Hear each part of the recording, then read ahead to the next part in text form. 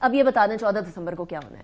Civil نافرمانی کی ایک مہم، خان صاحب نے پہلے بھی بولا تھا، بل بھی جلائے تھے، کنٹینر پہ کھڑے ہو کے 2014 کی بات کر رہی ہوں، اس کے بعد پھر اپنے بل خود بھی پے کر دیے تھے، اور الٹیمیٹلی سول نافرمانی، آپ ریمیٹنسز جو ہیں وہ اللیگل طریقے سے بھیجیں، لوگوں نے اپنے گھروں میں یہاں پیسے بھیجنے ہیں، ان کے بوڑھے ماں باپ ادھر بیٹھے ہیں، کیوں ایک عام آدمی کو تکلیف دینے کی طرف جا رہے ہیں؟ عام آدمی کو تو تکلیف نہیں ہوگی اگر یہ سول نافرمانی کی تحریک میں ریمیٹنسز کے حوالے سے فیصلہ حتمی طور پہ ہو جاتا ہے.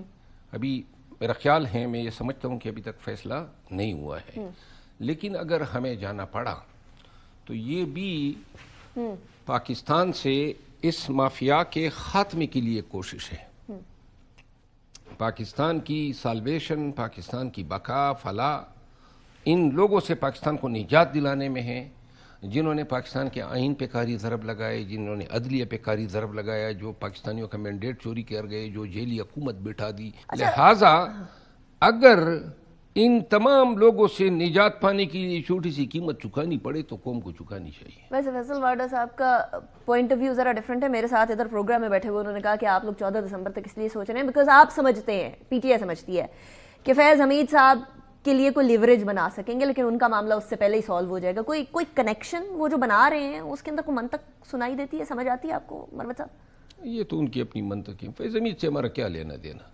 وہ کہتے سارا لینا دینا ہی آپ کا. فیض حمید نے، دیکھیے میری ذاتی رائے، ہمیشہ آپ میری پرانی انٹرویوز دیکھ لیں، میں ہمیشہ یہ سمجھتا آیا ہوں کہ یہ فیض حمید کی جو قربت نظر آتی تھی خان کے ساتھ، اسی کا تو ایک صورت میں خمیازہ بھگتنا پڑا کہ جو بہت سارے کینڈیڈیٹس تھے ان کو یہ خطرہ پیدا ہو گیا کہ کہیں یہی خان صاحب ان کو ہی نہ بنا لے آرمی چیف.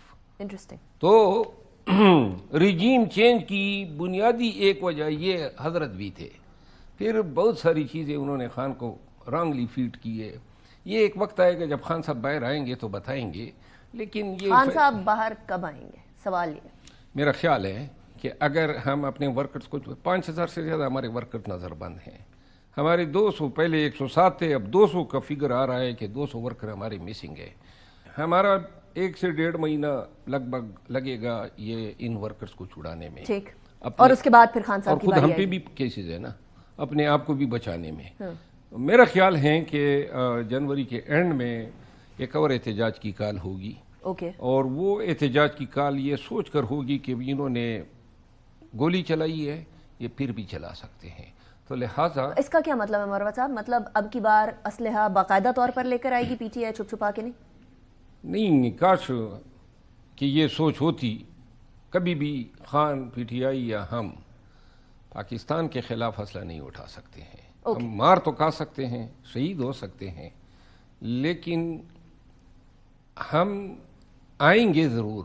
میری ویسے دعا یہ ہے مروت صاحب کہ دوبارہ جنوری میں آنے کا موقع نہ بنے، اس سے پہلے آپ لوگوں کے مذاکرات ہو جائیں، کسی طریقے سے کوئی سیاسی طریقے سے حل نکلے، حکومت کی طرف سے بھی آپ کی طرف سے بھی، ایک عام آدمی کو ریلیف ملے انسٹیڈ آف یہ کہ ہر وقت احتجاج موڈ میں رہیں. جو مذاکراتی ٹیم بنائی ہے اب وہ کس سے بات کر رہی ہے؟ کیونکہ پہلے تو آپ کہا کرتے تھے نا ہم نے تو کرنی ہے فوج سے بات، سیدھی بات ہے.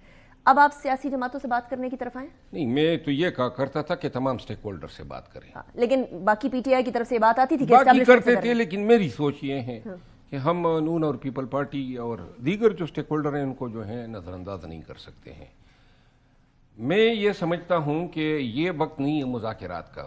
کیوں؟ 1 مہینہ، 1.25 مہینہ، کیونکہ ابھی تو ماتم بپا ہے پی ٹی آئی میں اور پی ٹی آئی کے شہداء کے گھروں میں، اور ہم ادھر بیٹھ جائیں ان کے ساتھ جن کے ہاتھ ہمارے خون سے رنگے ہوئے ہیں. خان صاحب نے بنائی ہے نا مذاکرات. وہ تو ٹھیک ہے، لیکن مطلب وہ کچھ تو سوچ رہے ہوں گے کہ اب مذاکرات کا موقع جو بھی سوچا ہوگا. لیکن میں یہ سمجھتا ہوں کہ ورکر جو ہیں امیڈیٹ تھوڑا سا ٹائم نکل جائے، ورکر باہر آ جائے، تھوڑے سے زخم بند عمل ہو جائے. مجھے یہ بتا دیں مذاکرات ہوں گے گورنمنٹ سے ہوں گے یا نہیں؟ نہیں، گورنمنٹ اسٹیبلشمنٹ دونوں سے اکٹھے اگر ہوں گے تو اسٹیبلشمنٹ نہیں کرنا چاہتی مذاکرات، یہ تو بڑی کلیئر بات ہے نا. انہوں نے کہہ دیا ہے کہ جو معاملہ ہے سیاستدان آپس میں جھوٹ بول رہے ہیں. ابھی بلسگور کے ساتھ کون مذاکرات کر رہے تھے؟ حکومت ریچ آؤٹ کر رہی تھی. نہیں، حکومت کی طرف محسن نقوی صاحب لگے ہوئے تھے اور دیگر اور لوگ. محسن نقوی صاحب کا مطلب establishment? Mohsin Naqvi P M L N میں ہے تو انہی کی حکومت میں نا. نہیں وہ پی ایم ایل این میں تو نہیں ہے نا. نہیں لیکن حکومت تو ان کی ہے نا. تو وہ تو جس کے وہ نمائندے ہیں تو وہ مطلب ہے کہ محسن نقوی صاحب کے ساتھ مذاکرات ہوئے. کاش وہ مذاکرات کامیاب ہوتے لیکن نہ ہوئے.